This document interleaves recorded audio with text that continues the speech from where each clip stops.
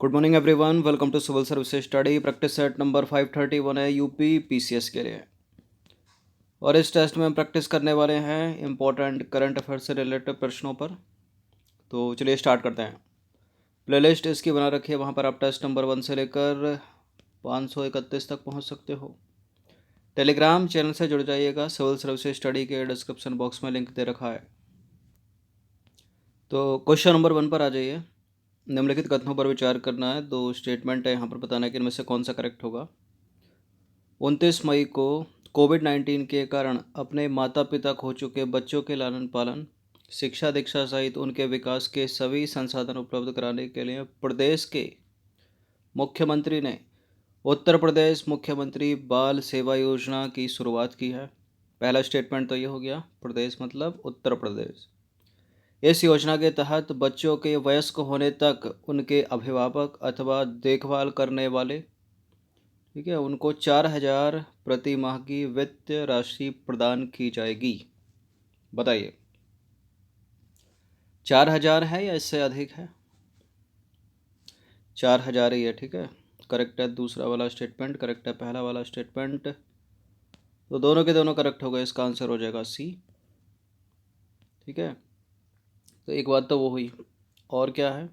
10 वर्ष की आयु से कम उम्र के ऐसे बच्चे जिनका कोई अभिभावक अथवा परिवार नहीं है, उनके लिए जो है उत्तर प्रदेश सरकार भारत सरकार की सहायता से अथवा अपने संसाधनों के संचालित राजकीय बाल गृह में देखभाल करेगी।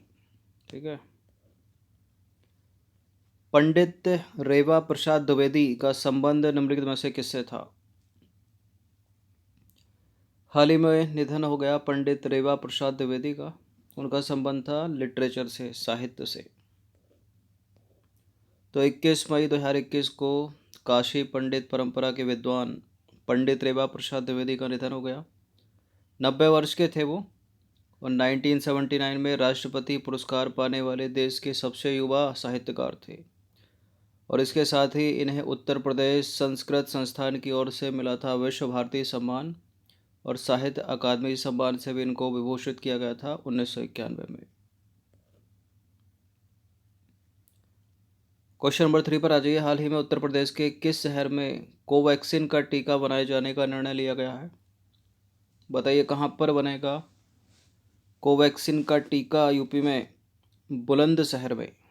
ठीक है, बी। तो उत्तर प्रदेश के बुलंदशहर में कोवैक्सीन टीके का निर्णय जो है लिया गया है।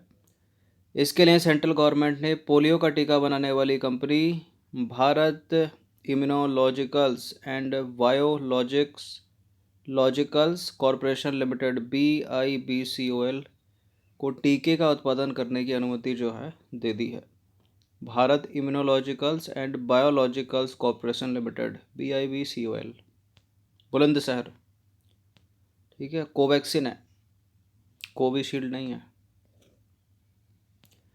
हाल ही में सेवा मुक्त हुआ भारत का पहला विध्वंसक पोत है। ये इंपॉर्टेंट है, न्यूज़ में था कई दिन से। इसका उत्तर है INS राजपूत, याद रखना। तो हाल ही में सेवा मुक्त हुआ भारत का पहला विध्वंसक पोत INS राजपूत है। क्वेश्चन नंबर 5 पर आ जाइए। इटालियन ओपन 2021 का खिताब किस खिलाड़ी ने जीता है? इटालियन ओपन टेनिस टूर्नामेंट जीता है राफेल नडाल ने। किसको हराया इन्होंने? नोवाक जोकोविच को। ठीक है, तो ये हो गए विजेता, ये हो गए उपविजेता। तो 16 मई 2021 को रोम में आयोजित इटालियन ओपन 2021 फाइनल मुकाबले में राफेल नडाल ने विश्व के नंबर 1 खिलाड़ी नोवाक जोकोविच को हराकर इटालियन खिताब अपने नाम किया। इस खिताब को रोम मास्टर्स के नाम से भी जाना जाता है। 8 मई 2021 को खेले गए मैड्रिड ओपन टेनिस टूर्नामेंट 2021 के महिला वर्ग की फाइनल विजेता कौन है? बताइए किसकी कैपिटल है मैड्रिड? स्पेन की। तो महिला वर्ग में किसने जीता है खिताब मैड्रिड ओपन टेनिस टूर्नामेंट 2021 का? Arena सवालेंका। Arena सवालेंका, option number A. तो मैड्रिड ओपन 2021 के महिला एवं पुरुष वर्ग के फाइनल में एरिना सवालेंका, ये तो महिला हो गई, और पुरुष हो गए एलेक्जेंडर ज्वेरेव। ठीक है, क्रमशः महिला और पुरुष वर्ग में इन्होंने खिताब जीता है। Madrid open tennis tournament 2021, Italian open tennis tournament 2021 पुरुष वर्ग में राफेल नडाल। क्वेश्चन नंबर 7 है, हाल ही में संपन्न लॉरियस वर्ल्ड अवार्ड 2021 समारोह में Laureus world sportsman of the year का खिताब किसे मिला है? किसको मिला है? ये मिला है राफेल नडाल को ही। ठीक है, जिनको इटालियन ओपन मिला है 2021 का। तो हाल ही में संपन्न लॉरियस वर्ल्ड्स अवार्ड 2021 समारोह में Laureus world sportsman of the year का खिताब राफेल नडाल को मिला है। टेनिस खिलाड़ी हैं एक। क्वेश्चन नंबर 8 है, हाल ही में किस राज्य की सरकार ने अपने राज्य में विधान परिषद की स्थापना को मंजूरी दी है? लेजिस्लेटिव असेंबली कौन बनाएगी अपने स्टेट में? पश्चिम का बंगाल। ठीक है, वेस्ट बंगाल बनाएगा। तो हाल ही में पश्चिम बंगाल राज्य सरकार ने राज्य में विधान परिषद की स्थापना को मंजूरी दी है, याद रखिएगा। हाल ही में प्रकाशित एक पुस्तक है, उसका नाम है India and Asian geopolitics the past project. किसने लिखी है ये? एक आध बुक इंपॉर्टेंट हो जाती है, पेपर में पूछ ली जाती है, हाल ही की शिव शंकर मेनन ने लिखी है ये। तो देखिए, India and Asian geopolitics the past project के लेखक हैं प्रधानमंत्री के पूर्व राष्ट्रीय सुरक्षा सलाहकार और विदेश सचिव शिव शंकर मेनन।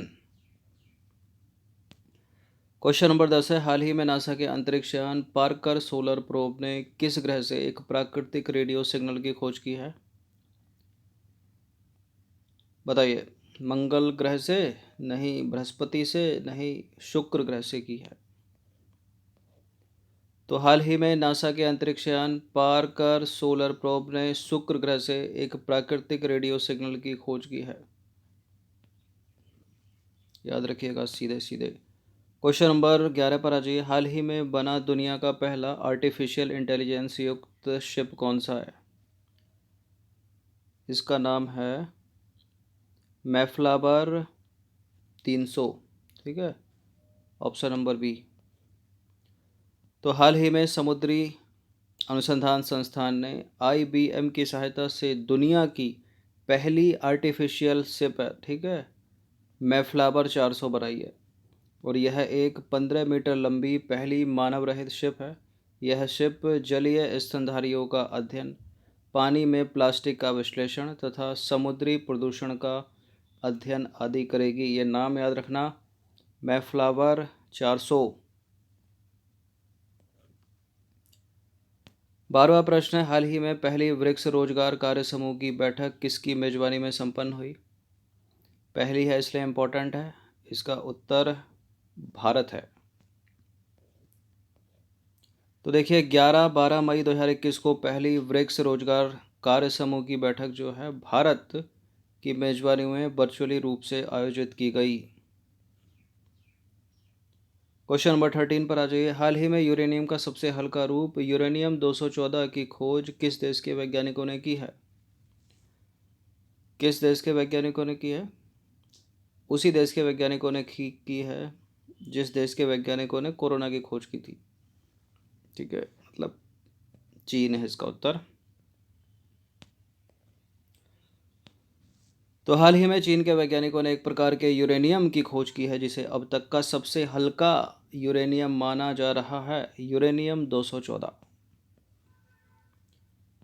क्वेश्चन नंबर 14 पर आ जाइए, हाल ही में एक गणना हुई है, उस गणना के अनुसार उत्तर प्रदेश में तेंदुओं की संख्या कितनी पाई गई है? ऐसे ऐसे प्रश्न यूपी PCS में सीधे सीधे पूछ ले जाते हैं। तो उत्तर है इसका 316। तो देखिए, हाल ही में हुई गणना के अनुसार उत्तर प्रदेश में तेंदुओं की संख्या 316 पाई गई है, 316।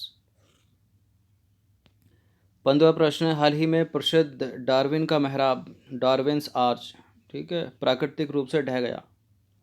ये किस द्वीप समूह में स्थित है? देखिए, ऐसा था ये अभी ऐसा हो गया, मतलब ये छत टाइप की थी ऊपर की, ये ढह गई, ये नीचे से गिर गई यहाँ। अब इसके दो स्तंभ बचे हैं बस।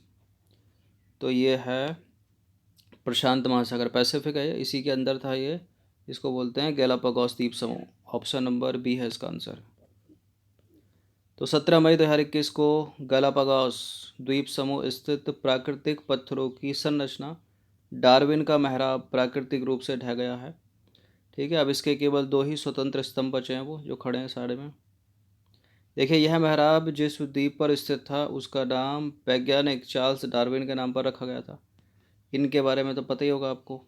ठीक है, यहीं पर चार्ल्स डार्विन ने कई वर्षों तक अध्ययन किया, जिससे उन्हें अपने क्रम विकास के सिद्धांत को प्रतिपादित करने में सहायता मिली थी। देखिए, यह पत्थर का बना था प्राकृतिक रूप से। ठीक है, ये जो मेहराब है, यह मेहराब इक्वाडोर के पश्चिम में प्रशांत महासागर में ज्वालामुखी द्वीप समूह के गैलापागोस द्वीप समूह पर स्थित था। ठीक है, तो ये 15 प्रश्न थे करंट से रिलेटेड। इनकी प्रैक्टिस एक बार कर लीजिएगा, इसी तरह के प्रश्न एग्जाम में पूछे जाते हैं। ठीक है, धन्यवाद।